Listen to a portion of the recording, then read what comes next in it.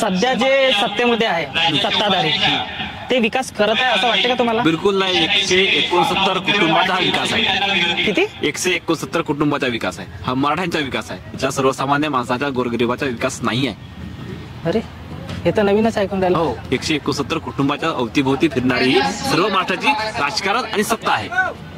आणि म्हणून बाळासाहेबांनी जो बंड पुकारलेला आहे, प्रस्थापिकांच्या विरोधात बंड पुकारलेला आहे, निजामी मराठ्यांच्या विरोधात जो बंड पुकारला आहे, तो योग्य दिशेने बाळासाहेब देतील अशी आमची खात्री आहे. लोकांना तर असं वाटतं की विकास खूप चांगल्या प्रकारात होऊन राहिला आहे.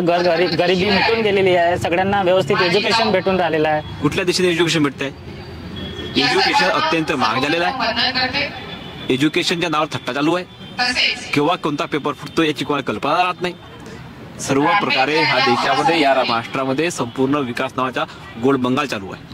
आणि बाळासाहेब आंबेडकर जेव्हा सत्तेत येतील तेव्हा इथला गरीब माणूस असेल, इथला कष्टकरी असेल, इथला मजूर असेल, त्यांच्याबद्दलची असलेली थिमटॅक बाळासाहेबांजवळ आहे. बाबासाहेबांजवळ जे असलेलं लिटरेचर जे खरं आहे ते बाळासाहेबांजवळ आहे. आणि ते इम्प्लिमेंटेशन जेव्हा करतील, जेव्हा बहुजन समाज, वंचित बहुजन आघाडी सत्तेत येईल. एज्युकेशनचं जे सिस्टम आहे महाग होत चाललेलं आहे. महाग झालेलं हे गरीबाला झेपल का? बिलकुल झेपणार आहे. साधा प्रश्न आहे. महाग एज्युकेशन कसं झेपणार आहे? इन्कम ऑफ सोर्सच्या मानानं गरीब पूर्ण करू शकेल एज्युकेशन? बिलकुल करू शकत नाही.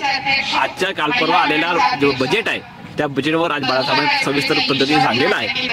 त्याच्याबद्दल सर्वांना कल्पना आहे की इथला गरीब हा आणखी गरीब होता. सरकारी शाळा, जिल्हा परिषदच्या शाळा ह्या बंद झालेल्या आहे आणि होत आहे आणि उरल्या पण बंद होणार असं वाटते आहे ना. हे कारण सरकारचं धोरणच तसं आहे. तर त्या माध्यमातून आणि कॉन्व्हेंट हे त्याची म्हणजे संख्या वाढत चाललेली आहे. तर गरीबाला कोणता फायदा होईल याच्यातून?